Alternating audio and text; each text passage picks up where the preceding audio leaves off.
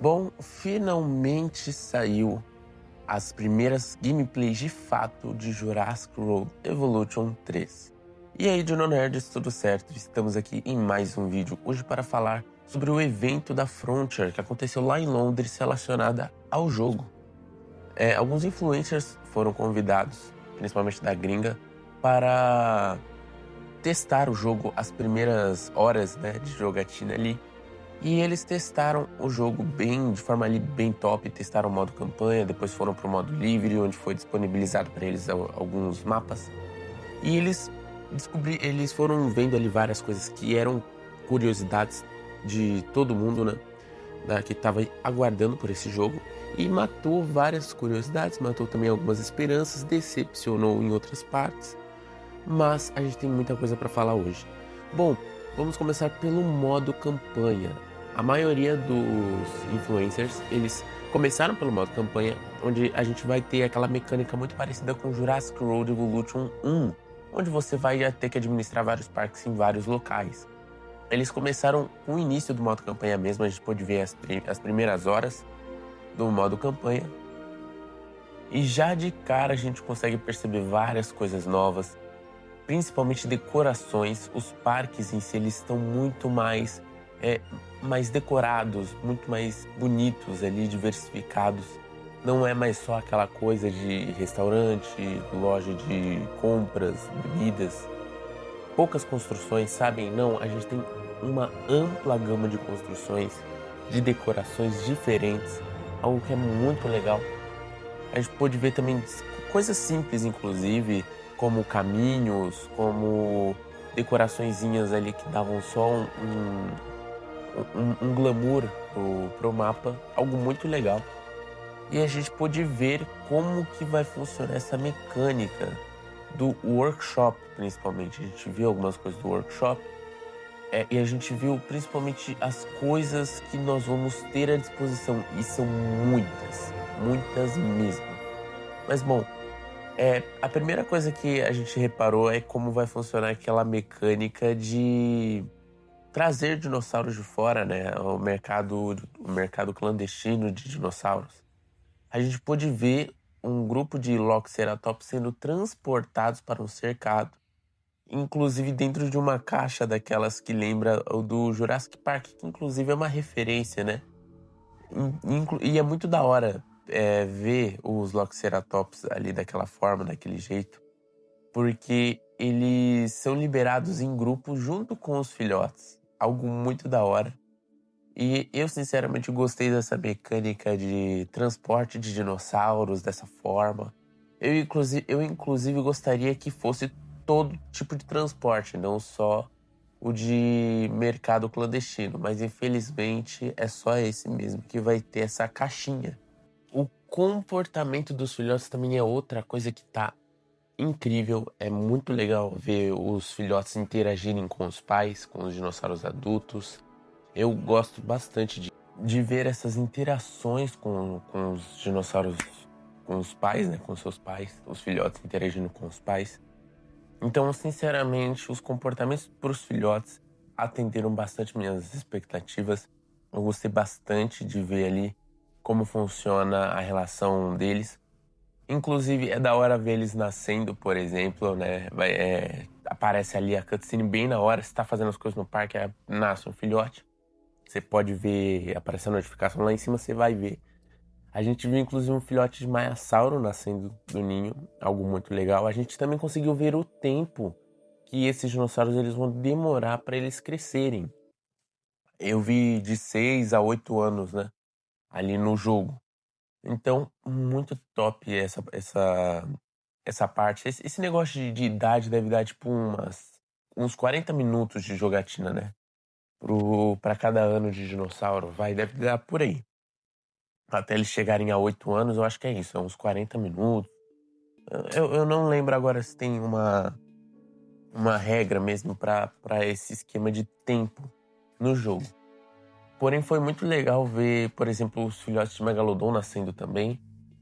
Inclusive é engraçado, porque o Megalodon ele não põe ovos. E é engraçado ver ele ali dentro e do nada surgem dois filhotes. Eu, pelo menos, achei engraçado essa parte. Então, foi muito interessante, deu para absorver bastante coisa sobre os filhotes, sobre essas novas mecânicas que os dinossauros vão ter, porém nem tudo é felicidade. É preciso falar outras coisas aqui, por exemplo, que a gente ainda tem faltas de comportamento, pelo menos na minha sensação. Os dinossauros, eles ainda possuem comportamentos muito parecidos com o do Jurassic World Evolution 2 e não mudaram muita coisa. Mas eu vou explicar isso mais tarde. Bom, vamos falar agora da ambientização, né, do paisagismo. Como o paisagismo desse jogo está lindíssimo e incrível. É simplesmente magnífico o que você consegue fazer. Você tem uma liberdade enorme para fazer várias coisas. Independente da situação, o negócio de tempestades, por exemplo, está magnífico. Então, a gente viu uma tempestade, que foi a tempestade de areia, uma parte do modo campanha, do primeiro modo campanha, onde a gente viu uma tempestade de areia e estava lindo demais ver os gráficos do jogo em si, eles estão muito lindos, né? Então ficou muito legal essa tempestade de areia. Foi muito top essa parte onde os jogadores tiveram que capturar os loucos e tal. A gente viu como funciona, inclusive, aqueles veículos de manutenção.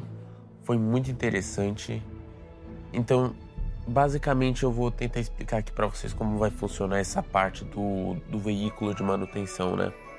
Mas, inclusive, parando rapidinho aqui a nossa análise, porque esses vídeos que vocês estão vendo no fundo, eu peguei de alguns youtubers gringos. E o canal deles vai estar aqui na descrição, para quem quiser visitar, dar uma olhada, enfim. Basicamente, agora sim, voltando para o assunto, os veículos de manutenção, eles vão funcionar da seguinte forma. Agora, a guarda florestal, ela foi limitada, ela só vai tomar conta ali da guarita florestal, e a manutenção vai ficar para esses caras que vão consertar o parque, a equipe de manutenção do parque. Bom, basicamente a gente pode controlar esses carrinhos, mas eles vão funcionar na mesma mecânica ali da guarda florestal. A gente vai ter essa parte de guaritas também na manutenção, que são as guaritas de manutenção, onde a gente vai colocar elas em vários pontos do parque, onde a gente vai precisar, por exemplo, da manutenção de construções, enfim, para supervisionar. Esses carros vão supervisionar o parque inteiro e consertando as coisas que tiverem danificadas. Algo que é sensacional. Porque um dos problemas do Jurassic World Evolution 2 era que em muitos momentos, quando vinham as tempestades, várias coisas ficavam danificadas, porém não mostrava, porque elas não estavam destruídas, só danificadas. E aí depois que vinha uma outra tempestade, o parque inteiro se destruía, porque muitas coisas estavam danificadas, mas você não tinha como saber. Bom, agora não. Agora com essas guaritas de manutenção as coisas vão mudar, pois a gente vai poder simplesmente deixar os caras automaticamente consertarem as coisas. E inclusive a gente vai conseguir saber o quanto por cento está o nosso parque em questão de construção, de manutenção. Basicamente aquela porcentagem que a gente via embaixo significava isso. O quanto por cento o nosso parque vai estar danificado. Então eu achei muito interessante essa parte. Gostei pra caramba dessa mecânica. E apesar de eu ainda ficar um pouco decepcionado com a inutilização da guarda florestal, eu gostei particularmente do que eles fizeram. Bom, o modo campanha em si, a gente não teve tantas coisas de novidades. A gente viu mais como vai funcionar esse modo campanha inicial, porém não sabemos o que vai acontecer depois. Bom, vamos voltar a falar de dinossauros, só que falando da criação deles. Bom, agora no hub, já começando pelo hub de criação de dinossauros, que é aquela parte onde você modifica o dinossauro, escolhe os padrões de cor, a gente vai conseguir basicamente mudar as cores do dinossauro e conseguir ver as cores que a gente está escolhendo para esse dinossauro ali naquele momento. No Jurassic World Evolution 2, a gente tinha meio que isso, só que era fora do mapa. Era lá no menu, numa parte especial ali onde você conseguia ver as interações dos dinossauros e também a cor, os padrões de pele que você está escolhendo para ele. Agora não, agora a gente vai poder fazer isso dentro do mapa e já estava faltando isso no 2, vamos ser sinceros. Era preciso isso, porque às vezes você queria fazer ali o seu dinossauro padrão de pele, só que você ia no chutômetro, porque você não sabia o que você estava fazendo, basicamente. Então, finalmente eles mudaram isso, agora a gente consegue ver o que nós estamos fazendo, que padrão de pele que a gente está escolhendo para o dinossauro e como ele vai ficar. Inclusive tem a variação da fêmea e do macho. E por falar na variação da fêmea e do macho, a gente também não consegue ter o mesmo padrão de pele para ambos.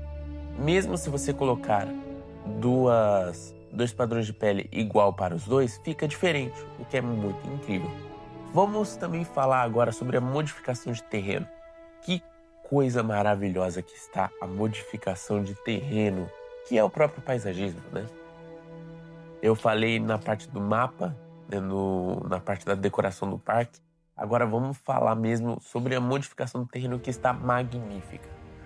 Basicamente a gente vai conseguir construir muitas coisas de território, de ambientação com esse paisagismo e vai ser incrível.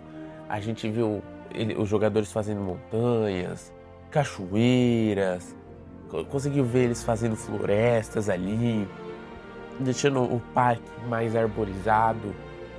A gente vai ter agora várias modificações de terreno, temos a mecânica de pedras, tá fantástico, a gente tem uma variedade enorme de escolhas e isso é muito bom. Não só isso, como os próprios dinossauros agora eles estão um pouco mais exigentes em questão de diversificação no território, a ambientação, a quantidade de território que eles precisam sim diminuiu. Agora eu tenho certeza absoluta, ela diminuiu sim. Porém, eles agora querem mais coisas dentro do território deles, o que é o máximo. E vai ser muito legal essa parte, já que não só teremos que lidar com o conforto dos adultos, quanto dos filhotes. Os filhotes também vão ter confortos e eles vão precisar ser atendidos, o que é muito top. Bom, vamos falar sobre a quantidade, a gama de decorações que nós vamos ter no parque rapidinho, que eu já vou passar para o último tema. Pro último tema não, né? Pro último tópico. Bom, essa parte das decorações deu pra ver que a gente vai ter muita coisa, mas muita coisa mesmo. A gente vai poder fazer várias coisas, construir várias coisas em questão só de decoração. Não tô falando nem do workshop, tô falando das decorações que nós vamos ter no parque. Então isso vai ser o máximo. Como eu falei, no modo campanha deu muita vida pro parque, a quantidade de decorações no parque. Vamos poder fazer várias coisas. Então vai ser bem interessante. Eu já consigo imaginar várias coisas que eu vou fazer quando eu tiver essas decorações. Então vai dar uma baita de uma vida pro parque. Eu acho que vai ser o máximo. Só tem um pequeno problema, né? Infelizmente nós ainda não vamos conseguir fazer certas coisas com decorações. Por exemplo, pontes. Infelizmente a gente ainda não tem pontes no Jurassic World Evolution. Então você vai ter que contornar a água, você vai ter que nivelar o terreno, não vai poder deixar nenhum buraco. Infelizmente não dá pra gente fazer pontes, essas coisas, porque o jogo simplesmente não tem essa mecânica. Infelizmente, porque, cara, esse jogo tá vindo com tudo em relação a decorações, a modificação de terreno, mas ainda não tem pontes. Pelo menos só um caminhozinho que vai, sei lá, passar por... Não tem, sabe, nada, nenhum caminhozinho que vai passar por cima de um rio, por cima de um buraco, ou até por cima de uma jaula de um dinossauro, não vai ter. Sei lá, eu acho meio ruim isso. E bem, entra agora nas partes das decepções, né? Bom, a gente viu em uma das gameplays de uma das youtubers gringas que ela colocou o Indominus Rex não, cercado de um bando de saurópodes, diplodocus, se eu não me engano. E bem, esses diplodocus, eles meio que não fizeram nada em relação a Indominus. É claro que é uma Indominus Rex, mas o que eu quero dizer é que não vimos duas coisas, que são saurópodes lutando. Tinham 8 Tyrannos também que ela colocou e os diplodocus não fizeram simplesmente nada enquanto ele matava os filhotes. E a segunda, que foi inclusive o que eu falei sobre matar os filhotes, que é não tivemos nenhuma mecânica de defesa aos filhotes. Eu quero dizer, um adulto defender o filhote. A gente não viu isso, pelo menos nos diplodocus. Talvez os outros dinossauros herbívoros e carnívoros também tenham. Porém, os herbívoros que a gente viu, no caso os saurópodes, o diplodoco, eles simplesmente não fizeram nada. Eles só ficaram correndo da Indominus e do Tyrannos, enquanto os dois matavam os filhotes e a Indominus atacava alguns diplodocus. O que eu achei muito... é muito paia, eu não gostei disso. Os diplodocus, em questão dos saurópodes, eles são animais que se defendiam na vida real. Obviamente eles se defendiam. E até nos filmes eles se defendem. Não faz o menor sentido eles serem atacados por carnívoros e não, simplesmente só correrem, não se defenderem. Eu acho que não faz sentido nenhum. Não faz sentido nenhum. Porque, por exemplo, no Jurassic World Evolution 1, apenas a Indominus atacava os saurópodes. Os outros carnívoros não conseguiam atacar os saurópodes. E aí, no segundo jogo, foi prometido que os dinossauros carnívoros iriam atacar os saurópodes, todos. Porém, os saurópodes não se defendiam. Eles ficavam como um galho mimo da vida, um parasauro. Eles só recebiam o dano ali e acabou. Se bobear menos, porque os hadrossaurídeos, quando eram atacados pelos raptors, por esses dinossauros pequenos, carnívoros, eles conseguiam tirar a vida desses dinossauros. Eles, no momento de se defender ali, quando eles jogavam os dinossauros que estavam grudando neles para longe, eles levavam dano. Então, os saurópodes eles não se defendem, o que é algo sem noção. Eles já tinham que estar se defendendo há muito tempo, desde o Jurassic World Evolution 2. E o fato deles ainda não se defenderem é triste. E outra coisa é que também a gente não teve mudança no comportamento de briga. O Tyrannos brigou com a Indominus, a gente não viu nada de novo. O Gigantossauro brigou com a Indominus e a gente também não viu nada de novo. A gente viu o mesmo. Eu espero de verdade que só sejam os diplodocus que não defendam os filhotes. Porém, eu sinto que, sei lá, a animação também de morte dos filhotes, pelo menos por parte da Indominus atacando eles, não tem muita graça. A Indominus só dá meio que uma encostada de cabeça neles e eles caem. Diferente do Tyrannos, que também dá uma cabeçada no filhote. A diferença é que ele dá uma baita de uma cabeçada.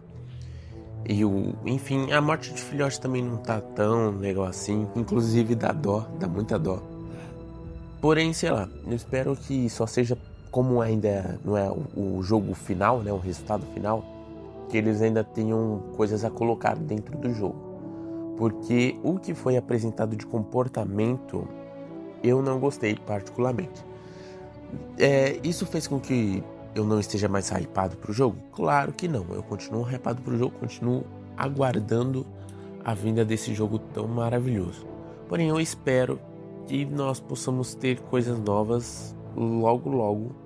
E até o resultado final do jogo, eu espero que eles possam melhorar essa parte de comportamento. Bom, mas é isso, esse vídeo vai ficando por aqui, eu espero que vocês tenham gostado. Se vocês gostaram, deixe aquele like, se inscreva no canal, compartilhe o vídeo, pois isso ajuda muito a gente. Muito obrigado, fiquem com Deus e falou!